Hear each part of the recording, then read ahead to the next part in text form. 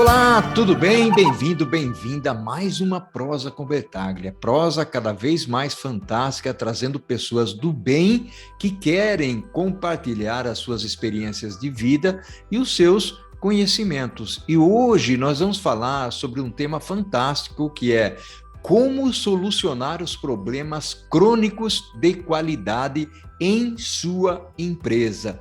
Muitas vezes, quando encontramos problemas em nossa organização, tentamos adivinhar a causa e sabemos que tal prática raramente funciona. Uma abordagem estruturada funciona muito melhor.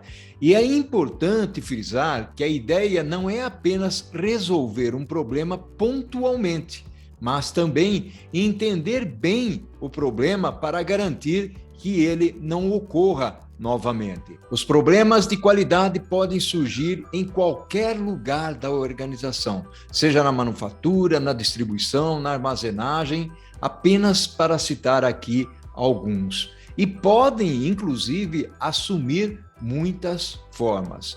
Muitos problemas são toleráveis, ainda que incomodem.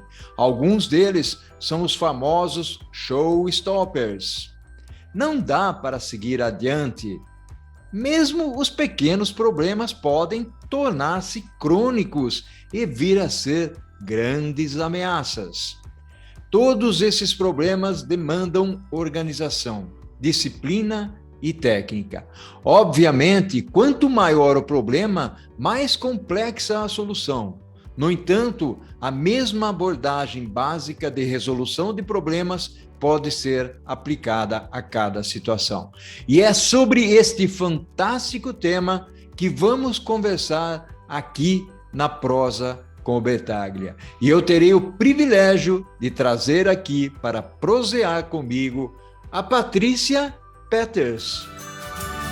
Olha só que maravilha, quem vem prosear com o Paulo Bertaglia, é uma honra e um orgulho. Patrícia, seja muito bem-vinda à Prosa com Bertaglia. Oi, Paulo, boa tarde, muito obrigada pela oportunidade.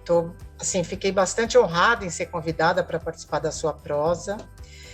Mas é interessante falar um pouquinho quem sou eu, né? Afinal de contas, você anunciou com tanta pompa, mas eu acho que é bom que o pessoal tenha uma noção com quem que a gente está proseando, né?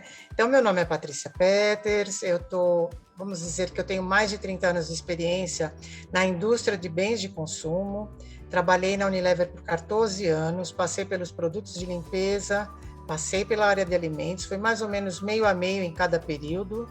Depois eu comecei um pouquinho como consultora, aí fui para a Natura, onde eu passei 5 anos na Natura, sempre em gestão da qualidade, ou voltada para processos internos, ou voltada para fornecedores. Tenho muita honra em ter participado do programa da Natura de fornecedores, que é muito conhecido no Brasil por fornecedores para a indústria cosmética, que é o Clicar. Depois disso, fui chamada para assumir um desafio gigante na antiga Hipermarcas, quando ela estava começando a montar aquela sua estrutura gigante, onde metade do seu negócio era voltado para produtos de consumo, a outra metade para produtos farmacêuticos. Fiquei lá até me aposentar no final de 2014, e a partir daí tenho feito alguns trabalhos esporádicos, não é algo que eu queira efetivamente implementar, mas por incrível que pareça, tenho trabalhado bastante, principalmente com auditoria em sistemas de qualidade, boas práticas, basicamente voltada para a indústria de bens de consumo de cosméticos e produtos de limpeza, tá? Então, é um prazer estar aqui e eu estou à disposição, Paulo, para sua dúvida, seus questionamentos. Que bacana, que legal, uma experiência fantástica você está trazendo aqui, Patrícia. E eu já queria mergulhar no assunto aí, de falar da qualidade, dos problemas, dar uma contextualizada nesse tema. Vamos em frente, Patrícia? Vamos em frente. Eu acho que antes da gente falar praticamente ou basicamente dos problemas, eu acho que é interessante, pode parecer uma coisa de, nossa, mas de novo, bater nessa mesma tecla, mas por incrível que pareça, isso ainda não está, vamos dizer assim, no DNA das empresas, tá? Então, a gente teria que passar um pouquinho pela definição do que é qualidade. Então, eu levantei algumas coisas interessantes que vai estar muito de acordo com todo mundo que conhece o que é o conceito da qualidade, mas, na minha percepção, basicamente, a qualidade consiste na capacidade de satisfazer desejos, né? Ela é adequação ao uso, ela é conformidade com exigência, ela testa a aderência de um produto em serviço à sua especificação, e ela também define o valor percebido do produto ou serviço pelo cliente, por quem consome aquele produto ou aquele serviço. Assim, podemos desdobrar todos esses conceitos nos elementos de desempenho do produto, característica, confiabilidade, conformidade, durabilidade, atendimento e a qualidade percebida. Então, vamos dar uma redefinida. Desta forma, eu costumo dizer que a qualidade ela pode ser definida como a satisfação com os atributos fundamentais para um produto ou um serviço.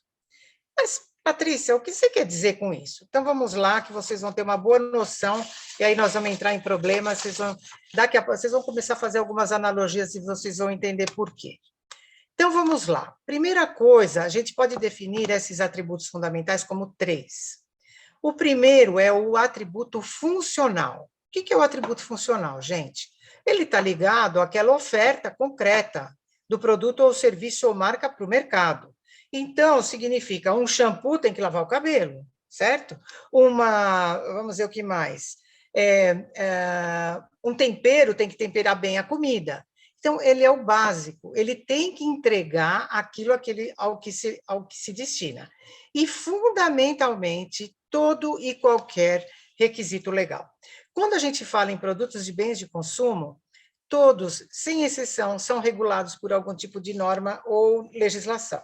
Então, se eu estou falando basicamente da indústria, vamos dizer, cosmético, farmacêutico, produto de limpeza e alimentos, nós temos 2 órgãos fundamentais para esse mercado, que é a Anvisa e é o Ministério da Agricultura, é o MAPA, tá?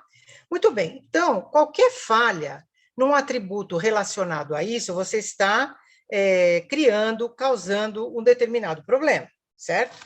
Qual que é a segunda, vamos dizer assim, o segundo atributo fundamental que a gente pode elencar dentro dessa atribuição de qualidade? É o atributo emocional. Gente, o que é um atributo emocional? O que te faz comprar um produto, né? O que ele te traz? Por que eu quero aquele produto? Porque a gente pode definir zilhões de coisas, mas vamos num pouquinho mais simples e concreto para o pessoal entender. É a cor da embalagem, é o design da embalagem, tá?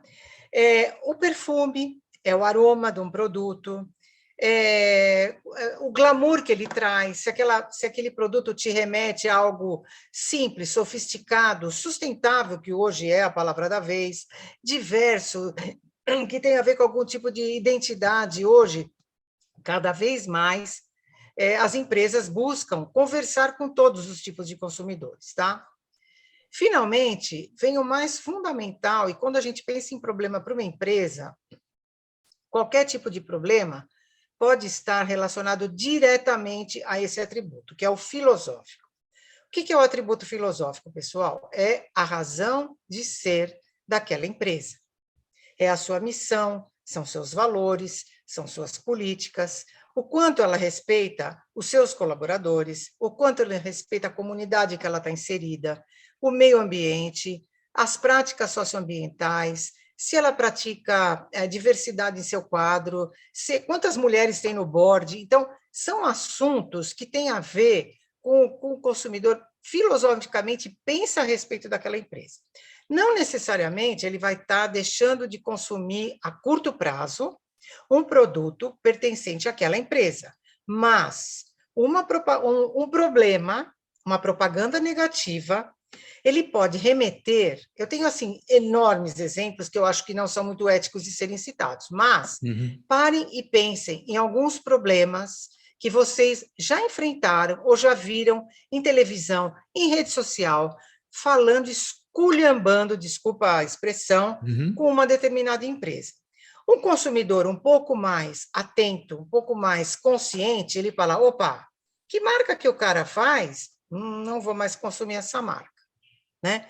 Qual é a loja dessa pessoa? o que essa pessoa está demonstrando com as suas atitudes, eu não vou entrar mais nessa loja.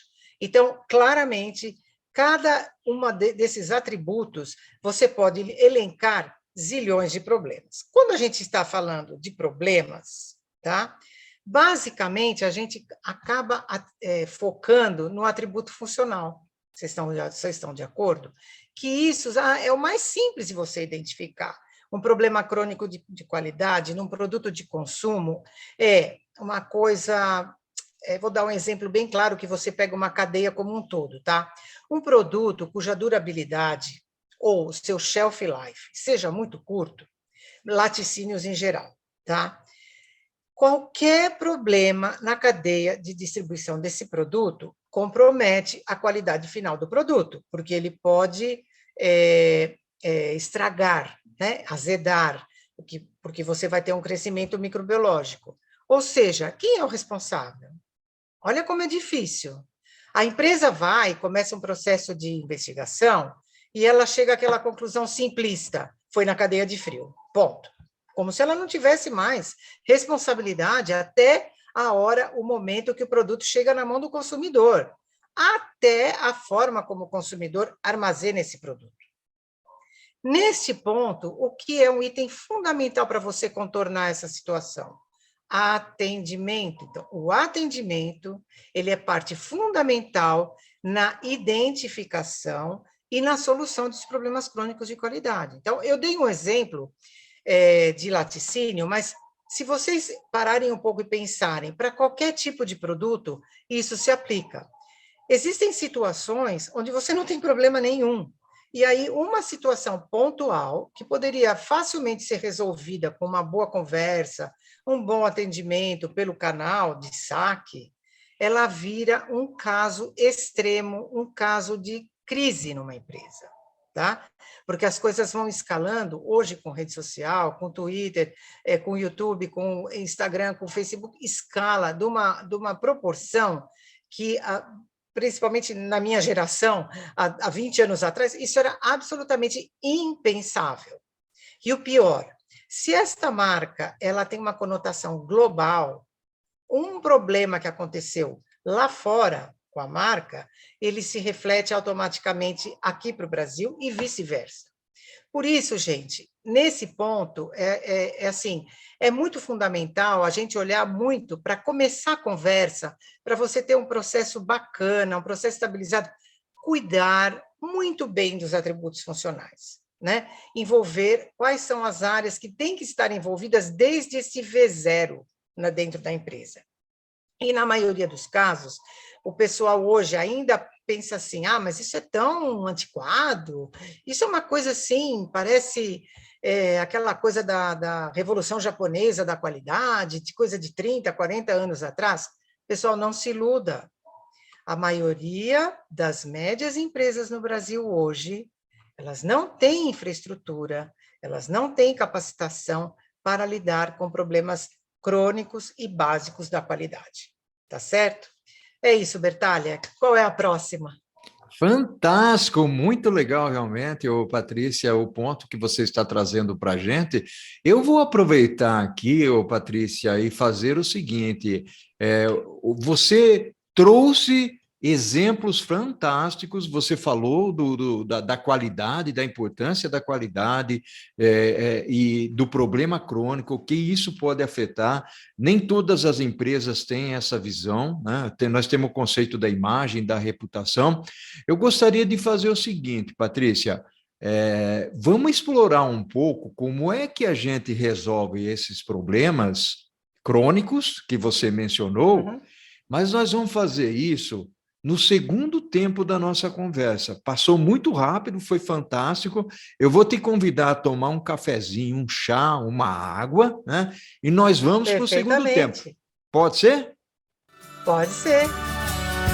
Patrícia, que fantástica essa prosa. Você está trazendo aqui uma bagagem, uma experiência que para as pessoas que nos acompanham aqui é um prato cheio. O pessoal não pode perder essa oportunidade aqui. E eu não quero tomar mais o seu tempo. Eu quero que você vá em frente e já fale de perspectivas de como que nós vamos solucionar esses problemas crônicos. Patrícia, vamos nessa?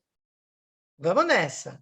Então, pessoal, qual que é a minha visão? Porque como hoje eu trabalho também com auditoria, eu, assim, graças a Deus, eu me sinto muito honrada em que eu consigo agora ter uma visão de vários universos, desde aquele fornecedor não tem capacidade mínima nem para ter um mínimo de um controle de qualidade, até aquele fornecedor que tem no seu organograma global uma área de melhoria contínua. Então, essa é uma coisa assim, parece o nosso Brasil, né? Com essas diferenças incríveis que a gente enfrenta todo dia. Mas, nessa minha visão, eu pude aprender algo muito básico. Primeiro, não adianta complicar, né? Vamos tentar ser o mais simples possível. O que, na minha opinião, impacta em problema crônico de qualidade? A primeira coisa é a liderança. A liderança, isso aí parece chavão, parece ser conversa, todo mundo sempre fala isso, que a liderança, a alta administração, está em tudo que é norma. Mas, gente, isso é fato. A liderança hoje, ela tem uma vida bem complicada, né? Assim, extremamente estressante. Então, ele é cobrado de absolutamente tudo. Então, mas basicamente ele é cobrado por resultado, ou seja, lá no final do dia, o que interessa é o quanto ele entregou de produtividade, se a gente está falando de uma fábrica, o quanto ele entregou de resultado financeiro. O que eu pude ver nas minhas andanças por aí, que uma liderança engajada, pessoal, não é uma liderança comprometida. Engajado é aquele que pôs a mão na massa. O que significa uma liderança colocar a mão na massa? Ele atrelar a seu pagamento variável um indicador fundamental para a qualidade, seja do serviço, seja do produto. Então, o atendimento ao cliente, o número de não conformidades, as reclamações de consumidores, enfim, um ou dois indicadores máximo. Não adianta ter 25 indicadores, não adianta, tem que ter foco. Então, a experiência mostra que uma liderança engajada, com os resultados de qualidade, para que no final do dia ele entregue o resultado esperado para o acionista, para o dono da empresa e para as outras partes interessadas, a coisa vai, tá? Às vezes, ele não vai ter recurso financeiro para isso, mas ele vai ter a criatividade necessária de formar uma equipe que consiga entregar muito com pouco, né? O segundo problema que eu enfrento, que eu acho que é muito responsável pelos problemas crônicos de qualidade, é a falta de capacitação em todos os níveis da organização, tanto a técnica quanto a comportamental. Então, pessoal, eu venho de uma época, eu fui criada, não posso nem falar, né, porque a gente acaba, como é que falando, delatando a propriedade. Eu fui criada, trabalhei 7 anos numa siderúrgica, nem contei isso aí no meu currículo, cujos primeiros trabalhos do Vicente Falcone ocorreram lá. Então, toda essa parte da qualidade total, as 7 ferramentas da qualidade, o controle total da qualidade, tudo isso eu fui como educada lá atrás, logo depois que eu me formei, tá? E hoje eu percebo que a gente fala disso ainda é grego. E, infelizmente, a nossa mão de obra, por problemas inerentes da educação do Brasil, ela está cada vez menos capacitada para entender essas ferramentas, tá? Por isso, assim, indústrias desse tipo de bens de consumo, geralmente ela é intensivamente manual. Assim, o final de linha vai colocar produto de caixa, ou seja, a pessoa ela é quase que um robô, quase um Charlie Chaplin dos tempos modernos. Ainda hoje, essa é a realidade, tá? E aí, o que acontece? Como que você vai conseguir colocar na cabeça dessas pessoas o que o desvio está alto, isso está fora da especificação, o que é uma especificação, esse demérito não pode passar, sem que ela se sinta parte do problema. Significa o quê? Que se ela não entender com linguajar um pouco mais emocional, para que ela consiga, ela pode não saber fazer conta estatística, mas alguém chega para ela com uma lição de um ponto, várias pessoas vão entender o que eu estou falando, muito clara, dizendo assim, olha, isso aqui é o padrão que o produto precisa ser, o rótulo não pode estar torto, o rótulo pode estar amassado, o produto não pode estar babado, o nível tem que estar assim, e por quê? Né? Então, você mostra o que você está querendo e você explica o porquê. Então, algumas ferramentas muito simples, às vezes, ajudam a melhorar esse tipo de conscientização. Trazer a voz do consumidor para dentro da empresa.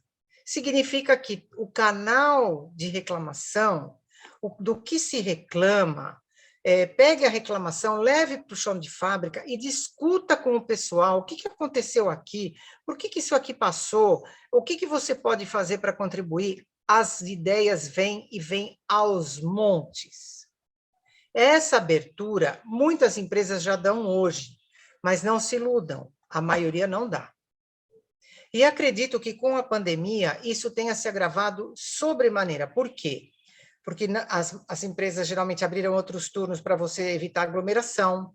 Cada variante que vem remete a mais afastamento. Então, a pessoa que fica, ela tem que trabalhar dobrado, né? O fornecedor, por sua vez, na hora que ele está entregando o material, ele não tem mais o mesmo cuidado. A empresa não consegue fazer o devido controle de qualidade. Se fizer identificar o problema, não consegue devolver. Então, eu imagino que se tiver alguém nos ouvindo, eu acredito que sim, que o Paulo é bem famoso, né, no seu canal, já vai se lembrar de que fala, nossa, é verdade, nossa, é quase assim, vestir um pouco a carapuça, né? E aí, outra cultura que falta nas empresas é a avaliação dos riscos, certo? Então, assim, gente, o que pode acontecer se esse produto sair fora com esse defeito? Né? Então, tem alguns treinamentos ou algumas capacitações que você pode dar, mesmo me olhando um pessoal que tenha muito baixo nível de escolaridade, porque baixo nível de escolaridade não tem nada a ver com inteligência, nada. As pessoas, elas são ávidas em aprender. O problema todo é que a gente não sabe como ensinar, né? E aí,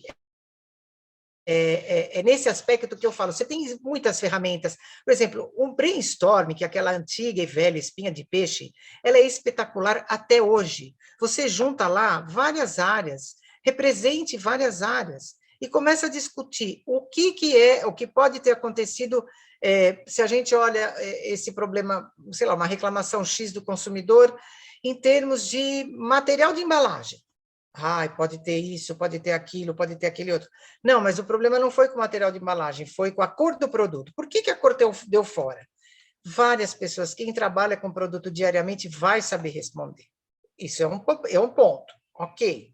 Você está, eu costumo dizer que você está no momento transacional. Você está levantando os dados, os fatos. Agora, tem que ter uma inteligência na empresa, um ser pensante que consiga organizar esses fatos e dados em informação. E essa informação ser traduzida para um procedimento, né? Para um mecanismo à prova de bobeira, sei lá, como em segurança, acionar uma máquina com as duas mãos, a pessoa não vai conseguir acionar, então não vai se machucar. Uhum. Então, essa cultura de risco é que precisa ser mais desenvolvida nas empresas, tá? E a regra básica não tem outra, gente, é constância de propósito. Os problemas acontecem todos os dias, é que nem as mulheres, né? Infelizmente, no nosso mundo ainda machista, é limpeza de casa. A casa tem que ser limpa todos os dias, ela não se limpa sozinha. E a mesma coisa são com os aspectos da qualidade. Todo dia você tem que repassar um procedimento, todo dia você tem que verificar se o pessoal fez certo. Quando você fala em produto que tem risco de microbiologia, todo dia tem que olhar a limpeza e a sanitização das linhas. Não adianta falar, não, não vou limpar hoje. Eu vou limpar, vou esperar dar umas 3 cargas e aí eu limpo. Pronto. Se você tinha um momento propício para contaminação microbiológica, você ganhou 1 hora na sua produtividade, se uma carga D é contaminada, você perdeu 3 cargas. Então, olhem isso com um olhar, quanto custa? O risco, o custo, o prejuízo para a marca, o prejuízo para a imagem, isso você não demora muito para resgatar, pessoal, muito mesmo, tá? Que mais? Não sei se eu já respondi Eu tudo. tenho um ponto aqui, Patrícia, muito Falar, legal, pode mas falar. está fantástico demais. Realmente a sua colaboração, a sua contribuição está muito bacana. Uma das coisas que nós implementávamos relacionado principalmente à parte de certificação, né? Então, ou seja, tá Uhum. bom, é a ISO. Não quero me delongar aqui na questão, mas eu gostaria de saber de você. Qual a sua opinião em relação a isso? Eu sei que nós temos pouco tempo e só falar de ISO daria uma prosa, uma outra Sim. prosa. Mas qual Uhum. que é a sua visão sobre isso? Olha, a menos que isso seja exigência de algum cliente, então estamos falando de um fornecedor para um cliente, então um B2B, tá? Uhum. Quando a gente fala de um produto para um consumidor final, o consumidor final nem sabe o que é ISO. Vamos combinar, certo? Então, a ISO, ela serve para mim para colocar algumas coisas em ordem. Entretanto, ela é burlável. Né? O papel aceita tudo. Eu defendo certificações focadas. Então, vamos imaginar o seguinte, na indústria de embalagens, tá? Embalagens que atendem ao mercado farmacêutico e ao mercado de cosméticos. Existe uma norma, que é uma ISO também, mas ela é focada no produto e não no sistema da qualidade. Então, eu acho que a certificação de produtos ou de boas práticas, elas sim são valorosas, tá? Primeiro que você tem que manter, né? As auditorias são anuais, então isso aí te dá uma disciplina necessária para que você consiga garantir pelo menos aqueles problemas mais crônicos e mais básicos. Tá? A ISO 9000, do jeito como ela está formulada hoje, eu acho que eu não usaria para a indústria de bens de consumo. Outras normas, tem inúmeras, que são elaboradas por exemplo, comunidade europeia, comunidade americana, então, normas do FDA, normas da Europa em relação a ingredientes, que mais? Normas relacionadas aos recipientes ou ingredientes farmacêuticos. A própria Anvisa tem uma norma espetacular para isso, que é a de boas práticas, que é a IDC 48. Então, a empresa, que eu acho que é como se fosse um manual, um book. Por onde eu começo, né? Vamos pensar assim, gente, por onde eu começo? Então, fala, olha, então eu vou ter um objetivo lá na frente, que é ter uma certificação. Beleza. Então, o que eu preciso? E então, eu vou montar um plano e vou ter a disciplina e minha constância de propósito de me ater a este plano, considerando que você vai ter adversidades no meio do caminho, considerando que você sempre vai ter que ter um plano B. Eu achei que eu ia me certificar em um ano, mas aconteceu tanta coisa que não vai dar. Ao invés de abandonar, reprograme. Então, tá bom, então eu vou me certificar em 2 anos, tá? Nem sempre isso é possível se você é um fornecedor para uma grande marca. A marca fala, eu quero e ponto final. Se Uhum. não, eu vou buscar outro fornecedor. Então, tudo isso a empresa tem que avaliar e pesar. O que é muito importante é assim, a certificação, ela te ajuda, mas ela é um processo que custa dinheiro, tá? Então, manter um certificado custa dinheiro. E aí você tem que parar para pensar, falar assim, o quanto isso está me agregando de valor, o quanto o meu cliente, o meu consumidor está percebendo isso como um valor agregado, se isso impacta. No passado, isso até impactava um pouquinho em atributo filosófico, né? Você fala, sou certificado ISO 9000. Hoje em dia, não mais, pessoal. Não mais, né? Hoje em dia, é você ter uma... Quanto mais a marca consegue vender o seu filosófico de uma forma estruturada e confiável, tá certo? Mais os consumidores vão comprar da sua marca. E aí, aquela parte assim, bem estruturada, aquela parte básica tem que estar muito em ordem, porque você não vai deixar uma coisa básica comprometer assim a joia da coroa, tá? Acho que é isso, né? Sempre ter plano concreto, ter um plano, ficar. Às vezes eu me faço uma pergunta. E todas as empresas que eu tenho ido, em geral, eles têm fóruns de discussão diária da produção, de como foi o dia de ontem, da manutenção, da segurança, e raramente se discute qualidade. Uhum. Raramente se discute quais foram as não conformidades de ontem, o que houve, o que aconteceu, por que a linha parou, entende? O quanto está indo o plano de treinamento? Às vezes, a pessoa faz o plano de treinamento, apenas a área da qualidade elabora esse plano, tenta executar esse plano, e na hora do pessoal da linha aí fazer o treinamento, supervisão não deixa, coordenação não deixa, não, tem que produzir, tem que entregar, isso é fato, certo? É isso, acho que eu falei demais. Maravilha! Patrícia, que fantástico, muito legal. Estamos chegando ao final aqui da nossa prosa, seguramente você que está aí absorveu muito do conteúdo que a Patrícia trouxe para a gente. Foi fantástica a fala dela, muito legal mesmo, uma contribuição invejável. Patrícia, uma gratidão enorme pela sua vinda aqui na Prosa com Bertaglia. Um abraço virtual para você. E para você também, Paulo. Obrigado, Patrícia. Ao infinito e além. O que nós fazemos em vida ecoa pela eternidade. Isso é lá do Gladiador. Amém. É isso aí. Um abraço, pessoal. Tchau, Patrícia. Tudo de bom. Tchau.